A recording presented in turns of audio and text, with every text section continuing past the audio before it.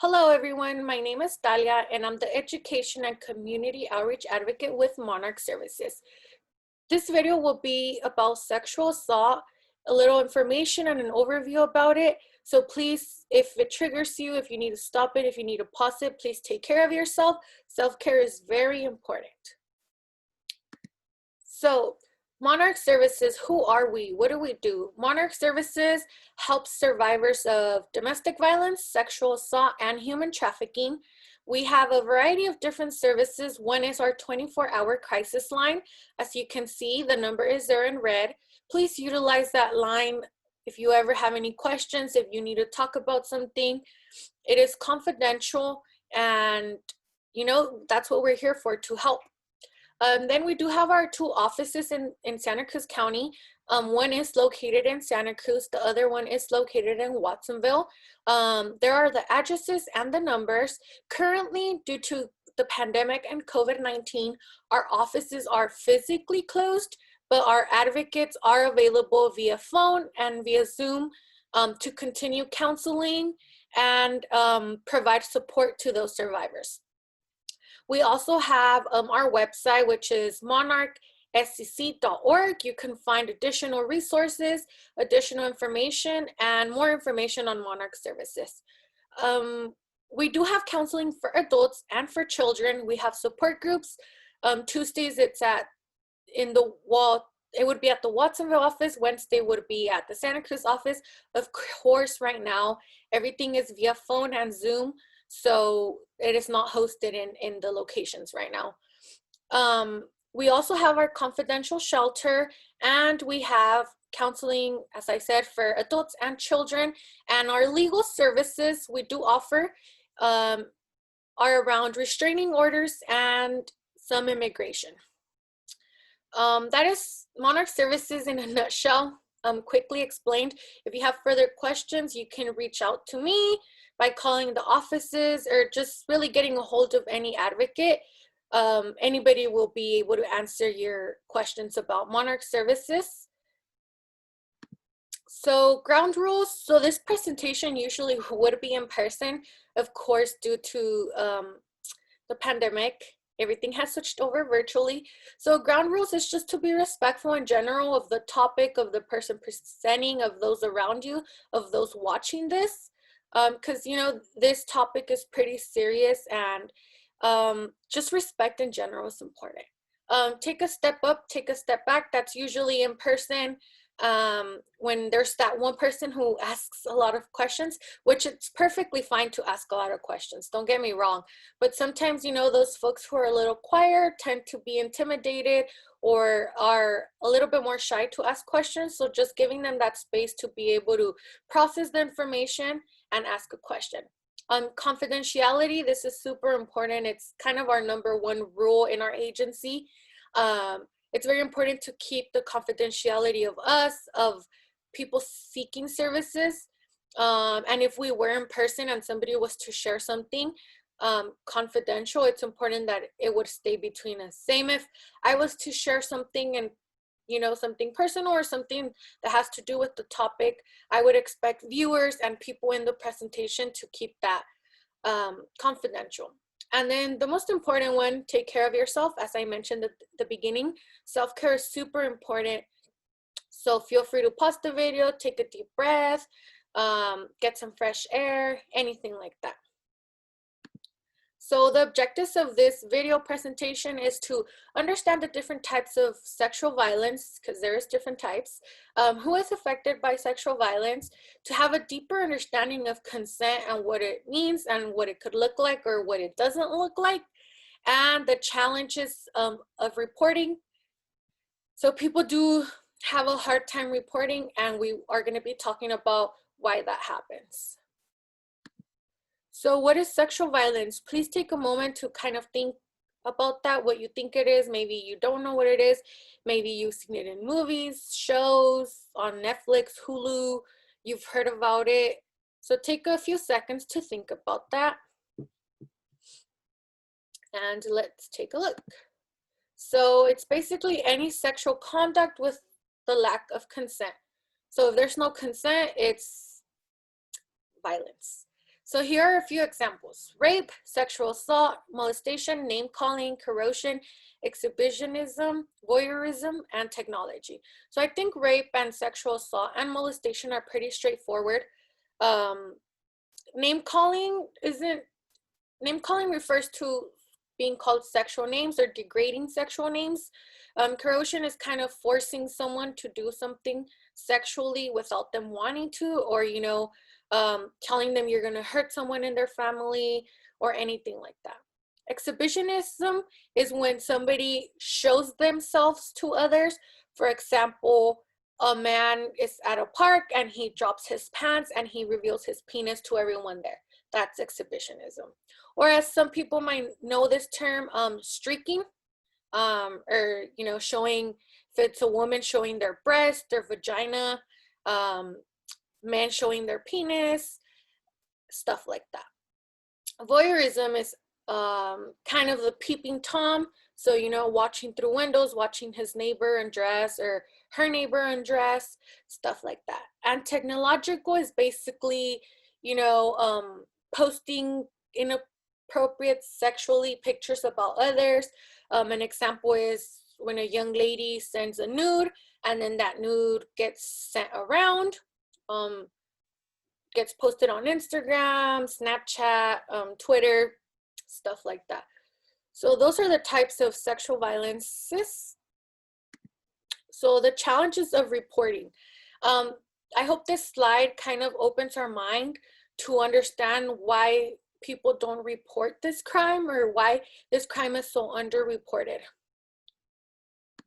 So they might know the person. So this is super common. It's actually very common for the survivor to know the person who raped them, molested them, sexually assaulted them, sexually harassed them. It's more common for the survivor to know the person. So this is a big reason why people don't report, because they know that person. Maybe it's a family member, a family friend. So that's a very big one. They might believe they consented to the action. So, maybe at first they said yes, and then, halfway through it, they didn't want it anymore. But since they had already said yes, they felt like they had to. Or maybe the way the conversation went, maybe it was a little flirty. So now that person feels like they actually consented to it, but they really didn't want to. So those are just a few examples. There's family or basic living necessities at risk.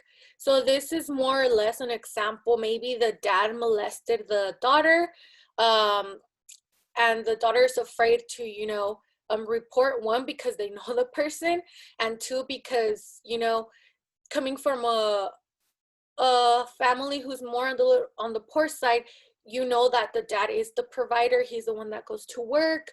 The struggles, so that can keep you from reporting, because you feel like if you report, then dad goes to jail, then who's going to support the family, who's going to pay rent, stuff like that. That also happens when it's like a marital rape. So when the husband rapes the wife and the wife feels like, one, it's her obligation to have sex with her husband, and two, if she is to report and she doesn't work, or maybe she has a part-time job and the husband is the one who's the main provider, there may be that risk of losing basic living necessities. They might feel they won't be believed. That's super big. A lot of people feel like they're not going to believe them, especially if it was like alcohol involved or drugs, which that's another one on here. If it's somebody who the community likes or is well known in the community, if it's a police officer, if it's someone in the position of authority, survivors tend to think, that they won't be believed. As I mentioned, alcohol or drugs involved, that one is super crucial. A lot of survivors feel, guilty that since they were drunk or they were high, they're not going to be believed. It's really important in this part to know that if somebody is drunk or high, they cannot give consent. For those who, are gonna hook up or have an intimate sexual experience with someone and they're high or drunk, just don't do it, because If you're high or drunk, you can't give consent. Even if the person is still talking and tells you yes, they're still under the influence of a substance. Therefore, they cannot legally consent. So please, that's something to be careful, not just as someone, not just as the survivor, but also as the person who causes harm. And if you're out and about, you're at a party or something, you meet someone, you guys are vibing, as nowadays they say, but the person is drunk or high, and maybe so are you, just don't do it. Please, just really don't do it. Alcohol and drugs and sex, they shouldn't mix, and a lot of bad things can come out of it. So please, next time you're out and about and you're considering hooking up with someone and they can't give consent, don't force them to do it, please. Or don't take advantage of the situation that they're drunk or high, that they said yes, so you go ahead and do it. Just don't do it. And then there was no weapon used or any injuries. This one is, there isn't like physical evidence that you see on your body, therefore you think they won't believe you, therefore you don't report. And they didn't fight back. A lot of survivors feel guilty and they ask themselves, how come I didn't yell? How come I didn't push? How come I didn't hit him or her? So that one is a big one of why people also don't report. Let's continue. So what is consent? We keep talking about consent and consent. What is it? What do you think is consent? Do you know what consent looks like? Let's find out. So consent is based on a choice. So everybody has a choice to say yes or no, but not just the person has choice to say yes or no. The other party, the other side, also has a choice of forcing someone to have sex or engage in sexual activities or not. So it's a choice both ways. Consent is active, not passive. I kind of mentioned about that maybe, at first the person said yes, and then like when it started or halfway through it, they don't want to anymore. You have to make sure the person throughout the whole sexual experience is okay with it.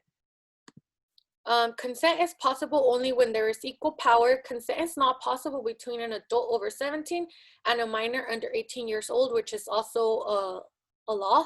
A minor cannot consent to having sex.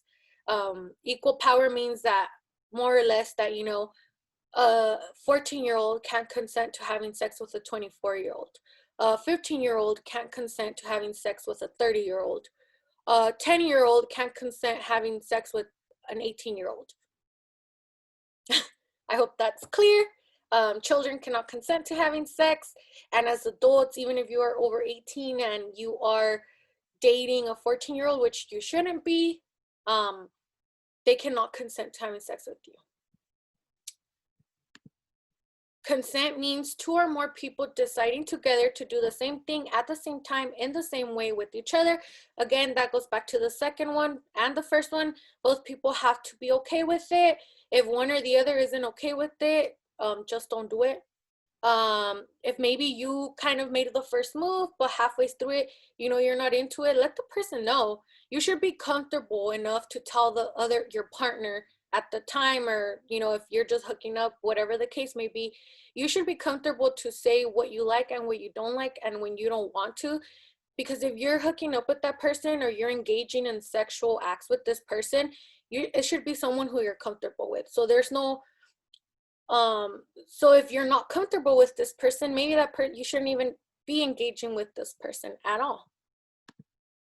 Giving in because of fear is not consent. Again, forcing someone, or if you are fearful of your life, or you're fearful of losing something or of your family, that is not consent. So if somebody's having sex with you because they're afraid that you might hurt them, that's not consent. Going along with something because of fear is not consent. Again, that ties into the one we just talked about. Giving in to gain approval or avoiding being hurt is not consent. Again, that kind of goes along with the other ones. Being unable to make a decision because of alcohol, drugs, or medication is not consent. Again, we spoke about it in the other slide. When somebody is drunk or high, they can't give consent. And you, as the person who's not high or drunk, you should be able to know that and be able to be safe about that. And if both people are drunk or both people are high, even though that might seem like the thing the correct thing to do at the moment and stuff. Just being more mindful about those things, because alcohol and drugs involved with sex are definitely not consent. Being unsure is not consent. So if your partner is not sure, let's take an example of maybe like two teenagers. One of them is not sure, the other one keeps asking like, hey, when are we gonna have sex? Or hey, you know, when are we gonna do it? And if your partner is not sure about doing it, don't force them to do it. Don't get it in their head that they have to do it. If they're unsure, it's because they're not ready. They're not comfortable yet. So just because they do it with you, but you know they weren't sure, they only did it and gave in because you kept bothering them or kept asking them to do so, that is not consent. If you are unwilling to accept a no, then yes has no meaning. If you cannot say no comfortably, then yes has no meaning. Again, that kind of ties into, you know, if you're not comfortable with that person, if you're not comfortable enough to be like, hey, stop, maybe you shouldn't be hooking up with that person.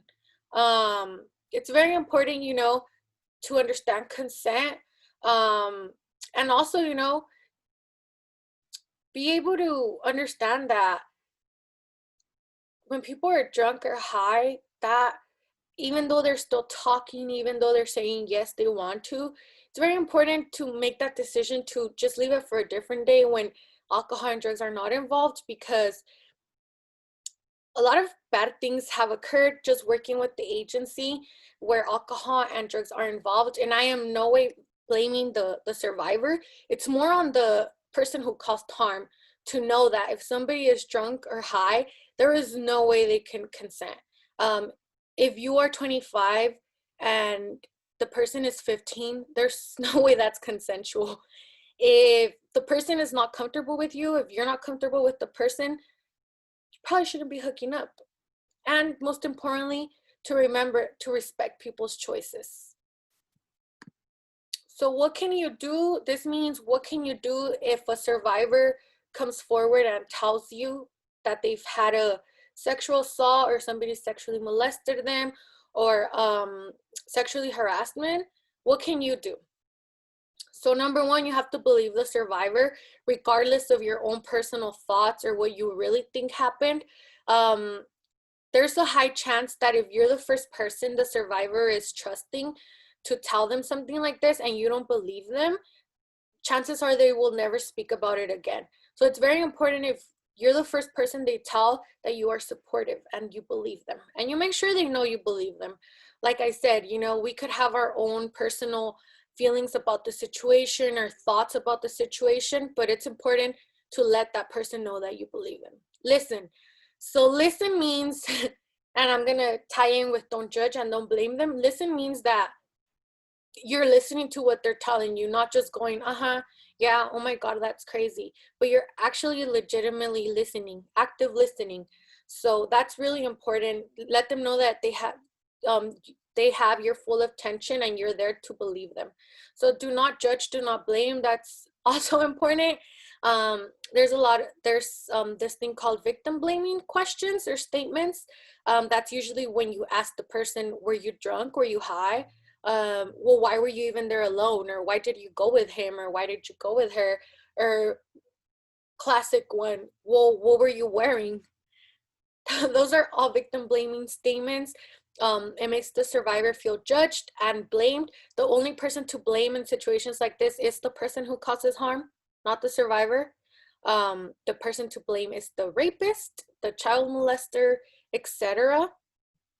In our agency, we call them person who does harm, but that's the only person to blame, not the survivor, not her friends that didn't take care of her or him, not the security guard. Of course, those people could have played a big part in it of you know, maybe helping the survivor stay safe, but they are not to blame. The only person to blame is the person who did it, who did the rape, who did the sexual assault. And provide options, not opinions. That ties in with listen to the person, you know, and don't tell them like, well, I would do this, or well, I would have done this, or we need to go to the police right now, let's go, because that's what I would do. No, you give them the option. So you let them know, hey, if you want to go report this, I'm here for you. If you don't want to go report this, I'm here for you. And you can also let them know about Monarch Services. Be like, hey, I know of this place. They can help you. And, you just give those options to the person, and it's up to them what they want to do. But let them know you'll be there to support them throughout whatever they decide to do. So with Monarch Services, when it comes to a sexual assault, people can always call our crisis line and talk about that, go over, how reporting looks like and stuff like that. But there's also the SAR exam. So any person who has been through a sexual assault can get a SAR exam. A little bit about a SAR exam, it could be investigative or non-investigative, meaning that there could be a case open or not open. It's totally up to the survivor. When it's non-investigative, you'll still go through the whole exam. And sorry, a SAR exam is what people used to call it a rape kit. So it's to collect evidence, specimens, DNA, stuff like that. So basically, if it's non-investigative, they collect all the evidence that they can get, but it doesn't get processed. Whereas if it's investigative, it does get processed. So for the non-investigative, if the survivor doesn't want to report now, that's totally fine. It'll be there saved. Right now, I can't think on the top of my head for how long or if there's a limit, but it'll be saved. So if the survivor feels like they now are ready to report or they want to move forward with reporting, the evidence is already collected. Monarch advocates do go to a SAR exam with the survivor. The survivor, of course, can have the advocate wait outside. Some survivors want the advocate to be in the exam. It's totally up to the survivor, whatever's comfortable for them. The role of the advocate being there is to provide resources, provide emotional support, and try to make the SAR exam a little bit more pleasant. But the SAR exam is super invasive.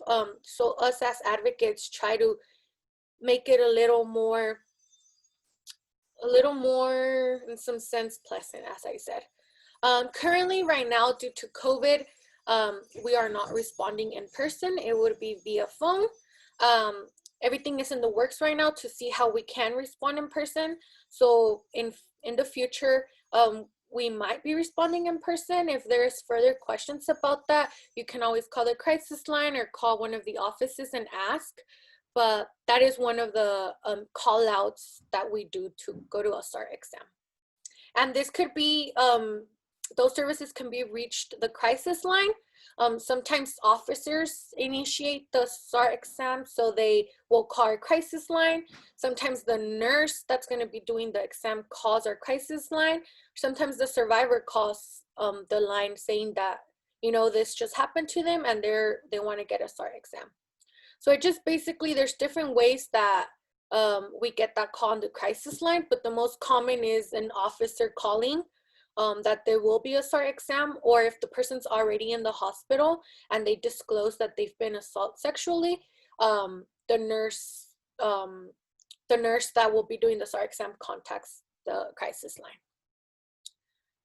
So again, thank you for hearing me. And hearing a little bit more about sexual assault and the different challenges people face, learning a little bit more about consent, and learning about how you can support a survivor if they are to tell you that this happened to them. Just know that Monarch Services is here available during this pandemic. We might not be available in person with all our services, but we're still here to support survivors and people who are helping survivors through the phone or through Zoom. And if you have any further questions about any of our services or anything I mentioned, again, you can reach me through any of both offices and ask for me. My name is Dalia, or you can speak to an advocate on the crisis line and they'll happily answer your questions and give you further resources. Or if you have a question, a specific question, you can also ask. Or if you're just wanting to get more info as well, or if you are ready to start your healing process, regardless if it has to do with sexual assault, domestic violence, or human trafficking, please feel free to contact us. Thank you again for watching, and I hope I was able to help you understand a little bit more about sexual assault.